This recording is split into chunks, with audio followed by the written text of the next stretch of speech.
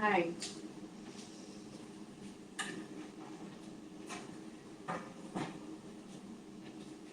Going to all four, doing the cat and cows for warming up.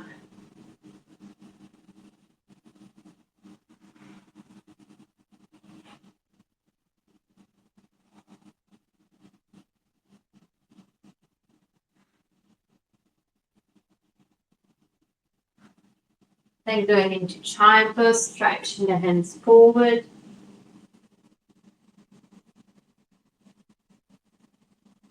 Reaching as far forward with your hands.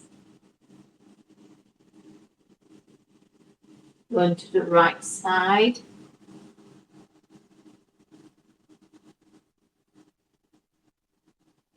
Back to center.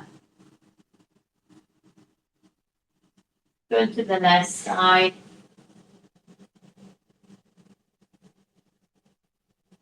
And back to center.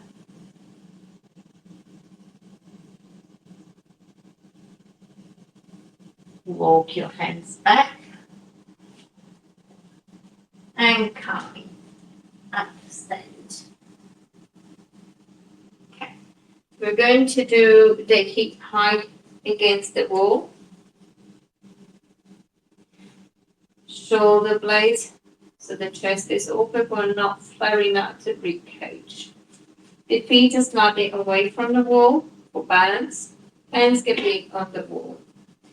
Sometimes it's easy to use it on the doorway.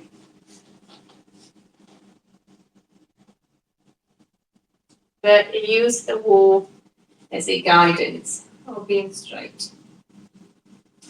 We don't want to be relaxed with the spine.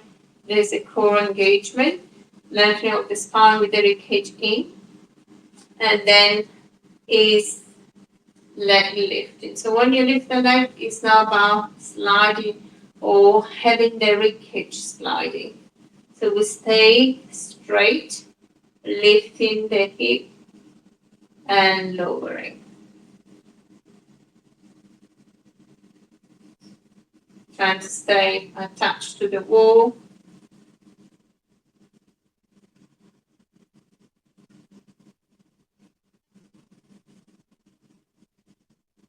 And that's the hip hiking exercise.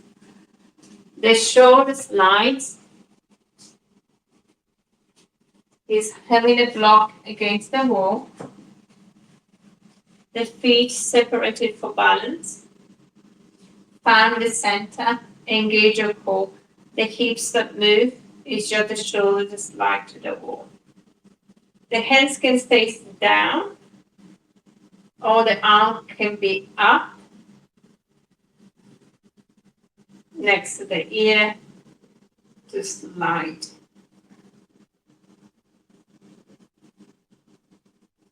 It can be done on both sides just for awareness, but is the side that is the hardest to do, is the one that needs to be practiced. So straight core activation, sliding the shoulder to the wall and back. It's not just sliding the shoulder, it's sliding of the chest, this thoracic spine, and back to center. Keeping the shoulders level.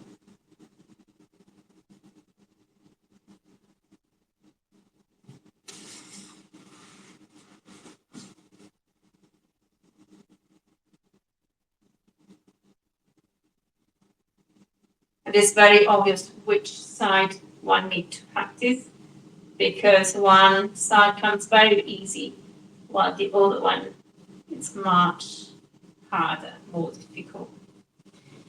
The other practice was the sitting on the ground and rolling off the hips. So the feet are hip width distance, pressing onto the big toe with no rolling out the toes and the knees in. Stay hip width distance. And getting the spine against the wall. pressing the shoulders against the wall without separating the middle spine. So it's very cage in, pressing, and then press the head. The head, the neck should be in neutral, so the chin is neither down or up. Pressing, so if you have any hairband that gets in the way, move it out of the way. Pressing, pressing, pressing, engaging the core, ribcage in, stronger to the thigh, and then relax. And again, press, press, press, pressing the head against the wall, relax. There was an option with the hands onto the thigh. If they're not needed, can be under the floor.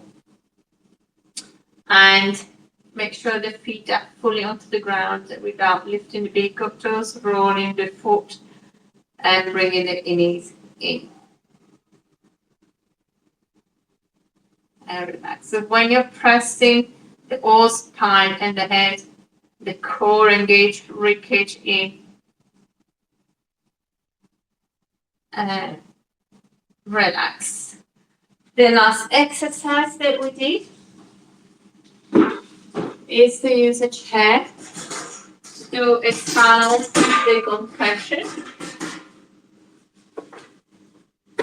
Using the back of a chair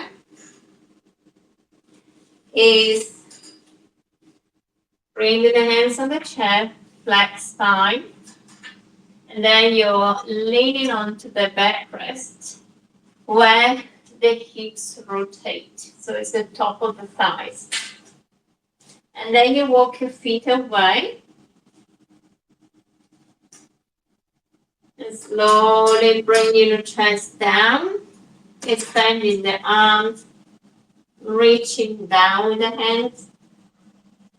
And there's really not weight. So the feet move away in a way that the weight is fully onto the back of the chair. You can even lift the feet. I wouldn't recommend it, but just to show the weight is onto the backrest of the chair. And you're using the arms to create that traction. So it's the arms press onto the seat. Not actively, not too strong. You're just having the hands onto the ground, contact of the arms at the same level. And then there's that traction of the spine happening. The head can rest down.